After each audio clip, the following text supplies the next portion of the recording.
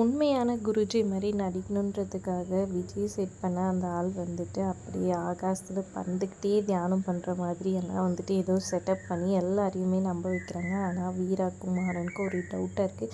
எப்படி ஒரு மனுஷன் இப்படி வந்துட்டு ஆகாயத்தில் இது பண்ணிக்கிட்டு பண்ண முடியும் அப்படின்னு ஷாக்காக வராங்க. வீரா ஃபோட்டோ எடுக்க போக ஃபோட்டோலாம் எடுக்கிறது குருஜிக்கு பிடிக்காதுன்ற மாதிரி அவங்க ஆளுங்க சொல்லிடுறாங்க.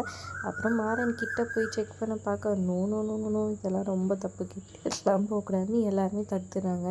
வீரா உனக்கும் வந்துட்டு இந்த மாறன் கூட சேர்ந்து வாய் அதிகமாகிடுச்சு, அமைதியாரு சாமி, எதுவும் இது பண்ணக்கூடாது குருஜி அப்படின்ற மாதிரி சொல்கிறாங்க. வள்ளி ஒரு பக்கம் இருந்தாலும் வீராகுமாரனுக்கு ஒரே டவுட்டாக இருக்குது. அப்புறமா இங்கே ஸ்கேன் எடுக்கிறதுக்காக குடும்பத்தோடு கண்மணியை கூப்பிட்டுட்டு ஹாஸ்பிட்டல் எல்லாம் போகிறாங்க. விஜய் வந்துட்டு இந்த கேப்பை நீ யூஸ் பண்ணி கடையோட பத்திரத்தை எடுத்து கொடுத்துரு, மிச்சதெல்லாம் நான் பார்த்துக்கிறேன்ற மாதிரி அவங்க ஏற்பாடு பண்ண அந்த குருஜிக்கிட்ட சொல்லிகிட்ருக்காங்க.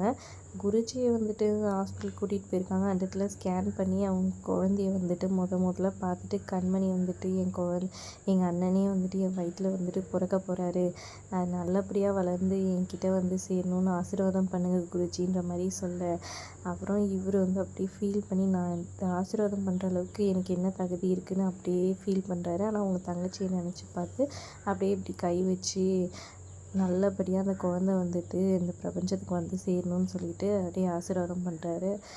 செம்ம த்ரில்லிங்காக இருக்குது. விஜய்க்கு அகெயின்ஸ்டாக மாறுவார் என்ன ஏதுன்றதை பொறுத்திருந்து பார்க்கலாம். வீடியோ பிடிச்சிருந்தா லைக் பண்ணிக்கோங்க. தேங்க்ஸ் ஃபார் வாட்சிங்.